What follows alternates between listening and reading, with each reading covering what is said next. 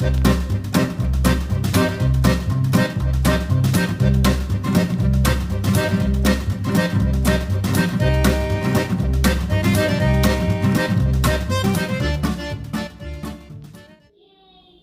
guys, welcome back to my kitchen. But in case this is the first time you're stopping by, my name is Gina. I'm a wife and mother from the Midwest, and I enjoy cooking fresh meals for my family. And sometimes I share videos of my recipes here on YouTube. Today, I'm going to be showing you how to make a super decadent and delicious sandwich. This is called a croque madame. It's specifically called a croque madame because we are going to be putting a fried egg on top of the sandwich. Its counterpart, the croque monsieur, is basically the same sandwich without an egg, but people call it the croque madame because they say that the egg looks like a little hat perched on top of the sandwich, thus making it feminine. Just a little backstory there. Essentially, this is a sandwich on good hearty bread, ham and cheese made with Gruyere. It has mornay sauce, which is essentially kind of like a French Alfredo, but it's made with the Gruyere cheese. Very simple, humble ingredients here, but this is going to result in a wonderful sandwich that could be served for breakfast, lunch, or dinner. It's fancy enough for company, and it is filling one-plate meal. So let's jump into our ingredients. First thing you're going to need is some Black Forest ham. I highly suggest that you get Black Forest ham and you do not get like Croque ham or something that's very salty, because there is a ton of cheese in this, and it's a pretty salty sandwich to begin with. And the sweetness that happens from the Black Forest ham, the way that they make it or cure it, really lends nicely to the sandwich. Next, for our mornay sauce, we are going to need some butter. We're going to need some milk. I'm using whole milk, but you could use whole or 2%. I would not recommend using skim. And then we're going to use some flour. To season that up, we're going to need salt, pepper, and nutmeg, just a pinch. For our cheeses, we are using Gruyere, and we are using some Parmesan. That's my personal addition. I feel like it kind of kicks up the sharpness of the cheese and of the sauce, and it adds a little bit more flavor. I would recommend, absolutely without any question, don't get shredded Gruyere for this. You're going to want to shred your own. It works out better. That's all I have to say about that. There's no powdered, I don't know what they call it. There's powdery stuff they put on cheese that's pre-shredded that keeps it from clumping, and that kind of doesn't lend well to cheese sauces. So we are using Dietz & Watson Gruyere cheese. And then usually I like to use thick white sandwich bread, but the loaf I bought for this recipe got squished somehow on the way home from the grocery store. So today we're using Toronto bread, which is actually my favorite bread for toasting. So I've never made it this way, but I'm sure it's going to be great. And then lastly, I've got some eggs back here. You guys know I prefer Eggland's Best. I'm sure that you could say organic is better or this or that is better, but these are just the eggs that we prefer in our home. So that's what we got. I'm going to go ahead and start off by preheating our oven because we're going to toast our bread. And I am going to shred all of that Gruyere cheese and get it in a bowl. And we will start off on our mornay sauce. I'll be back in a moment. All right, guys. So the first thing that you're going to do is you're going to butter your bread on both sides. So you're going to take 4 tablespoons of butter and melt it. And then get yourself a brush here. And I'm going to butter the fronts and the backs of all of these pieces of bread. As you can see, I have an uneven number of pieces of bread. This recipe usually makes 4 sandwiches based off of a traditional square sandwich bread, but this will probably make 3, and then I just had an extra piece of bread because these are larger, so I'll just toast this up for the girls. And then I am currently preheating my oven to 375, and I did want to show you that I went ahead and I moved my top oven rack up to the top notch, so it's about 6 inches from the broiler, so that's very important to do that before you preheat your oven. And then I shredded up our cheese. I've got it here in a bowl. This was about 8 ounces of cheese, which now it's probably about 7 because it keeps going in my mouth. Gruyere is so good if you've never had it. It's creamy and buttery, but it's still got a sharpness. And it has this like innate underlying nuttiness that just makes it different and sets it apart from other cheese in my opinion. So don't switch this for another kind of cheese. We are going to be using Parmesan, or in our case, this is a Pete's Fresh Market Special Blend Cheese, Parmesan, Romano, and Asiago. And that'll really kick up the sharpness and the salt factor on the mornay sauce. So let me go ahead and start buttering this up, and I'll be back when we stick this in the oven. All right, folks, so here's our buttered up bread. I'm gonna go ahead and pop this in the oven. Our oven is nice and hot. We are sticking this, Olivia, this is hot, watch out. Can I have some? Yes, right on the top, and we are gonna bake this for about 10 minutes. Come on. 10 minutes. And then we'll check and see if it's nice and toasty. We'll flip them and we'll let them go for another 3 minutes or so. And then in the meantime, we can make our mornay sauce. So in a small saucepan, I have 2 tablespoons of butter. Come on. This thing always scares me.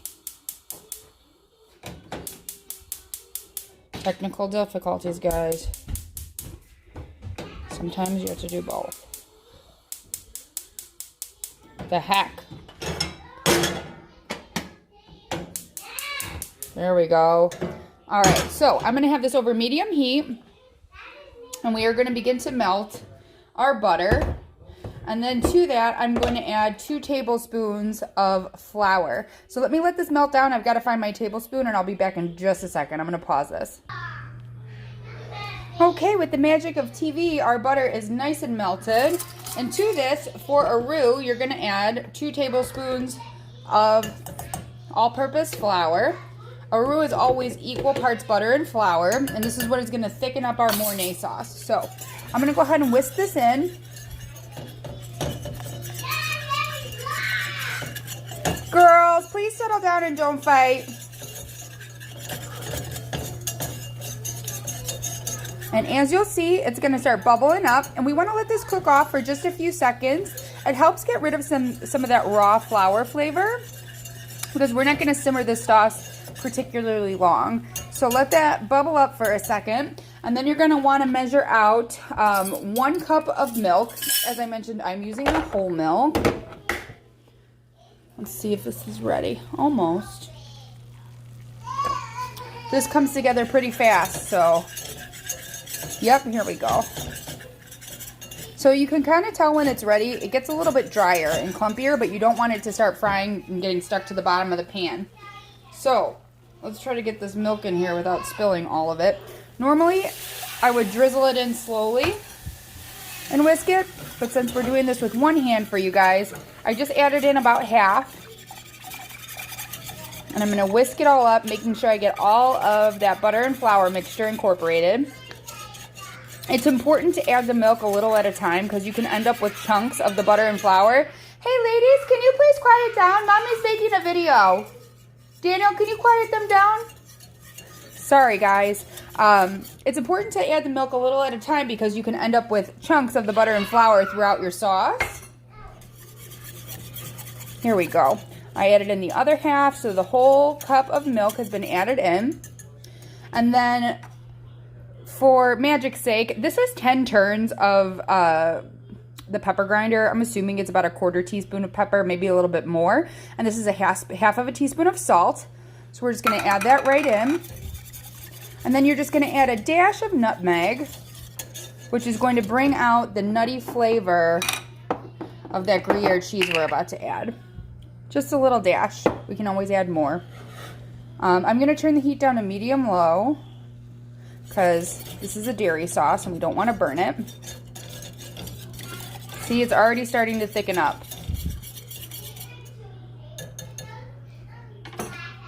Go ahead and let this boil for just a second, come up to a nice simmer.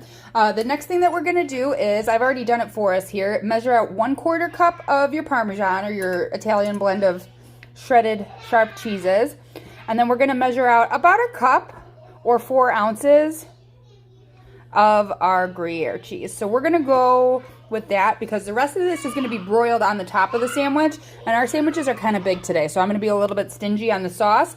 So that way we can make sure we get the sandwiches nice and coated for you guys. All right, so it's starting to simmer and I need to stir it. So I'm going to add in all of our dry cheeses. Oh yeah, nice and thick. And you can always add, I'm going to turn this down to low now, all the way down. You can always add a little bit of milk in if it ends up being too thick. But with mornay sauce, you have to keep in mind this is not an Alfredo. So you don't want it to be extremely liquidy because it'll make your bread soggy. And we're spending time toasting it up in the oven nice and crisp, but it's not magical bread. So, all right, it looks like all of that cheese is almost melted in. Now we're going to go ahead and add our Gruyere. And let's add another pinch. That was a little bit too stingy. Here we go. Sorry, this is a little bit hard to whisk properly with one hand because I know these corners need to be scraped. So I'm going to continue to whisk this and get these corners mixed in.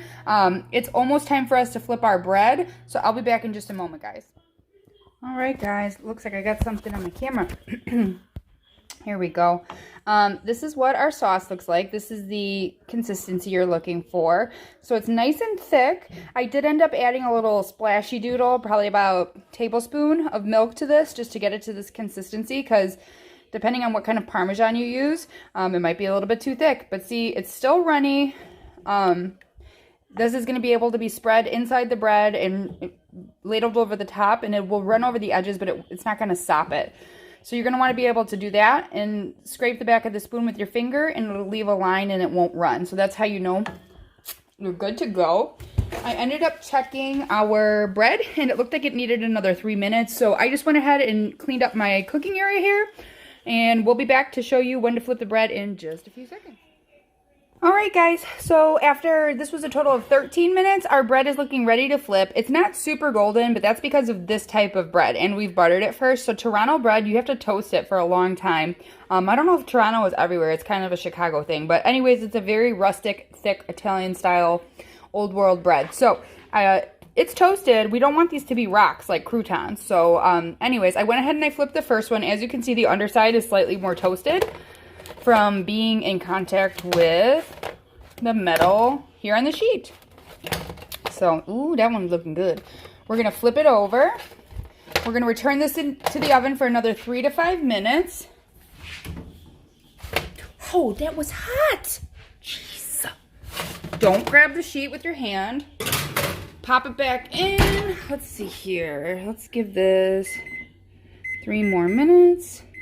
And then while that happens, you're going to want to go ahead and measure out your last 1/4 cup of your cheese, and then you can put that away, get your ham out and ready, and then we're good to go. Basically, we're going to assemble the sandwiches, broil the cheese, and then make our fried eggs for the top.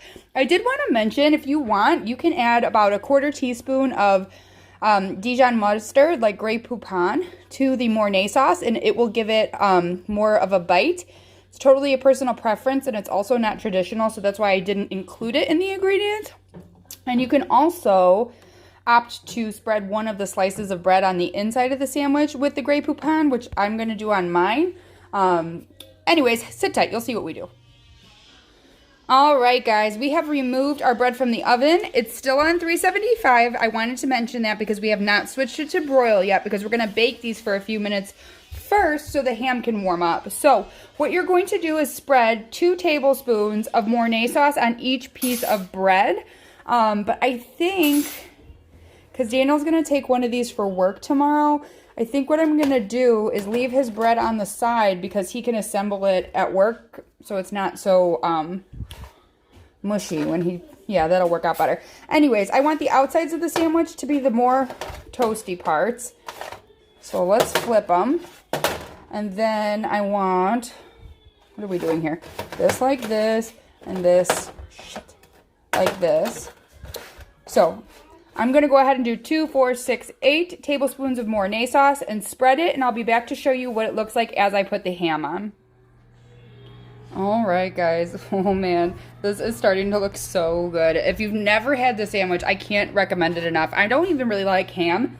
But I absolutely love this sandwich. So don't be stingy, about 2 tablespoons each. And in my family, this is what love looks like. It looks like this when you get the saucy as close as you can to the edges.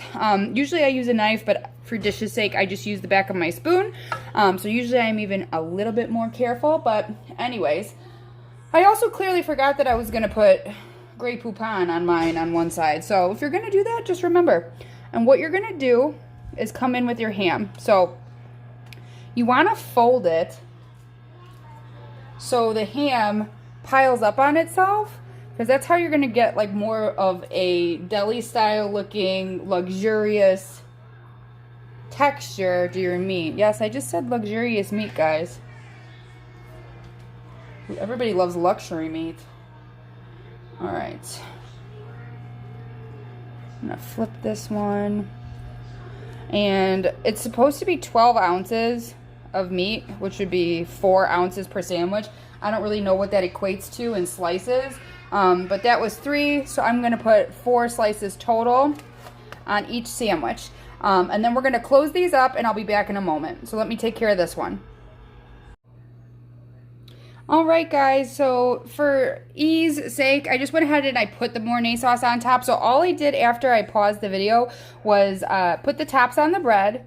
And then you're going to spread about 2 tablespoons of mornay on the top of the sandwich. And you want it to kind of juice over the ends. I had to be a little bit stingy because I need to save this for Daniel's lunch tomorrow for that other sandwich, because as I mentioned, these are very large pieces of bread, so this usually makes 4 smaller sandwiches. So don't worry that this cheese sauce is setting up. Not a big deal because we're going to bake it. So the next thing we're going to do is sprinkle some of our 1/4 cup of reserved Parmesan cheese right on the top. Get it nice and covered. And then lastly, we are going to doctor these up with a healthy dose of Gruyere cheese on top. The more I think about it, I should have just assembled a sandwich. How is he going to melt the cheese? I'm going to have to think about this. Oh man, guys, I'm so excited. These are so good. If you wanted to, you could crack a little black pepper over the top of these. But we think they're just fine just like that. So I have about this much cheese and this much cheese reserved for that last sandwich.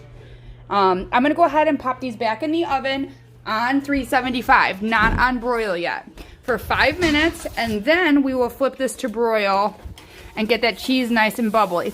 In the meantime, as you can see, I've pulled out my skillet, which also has mornay sauce on it, and I'm just going to go ahead and make some fried eggs. I'm not going to show you guys how to make fried eggs because you can make whatever kind you want. Over easy, poached.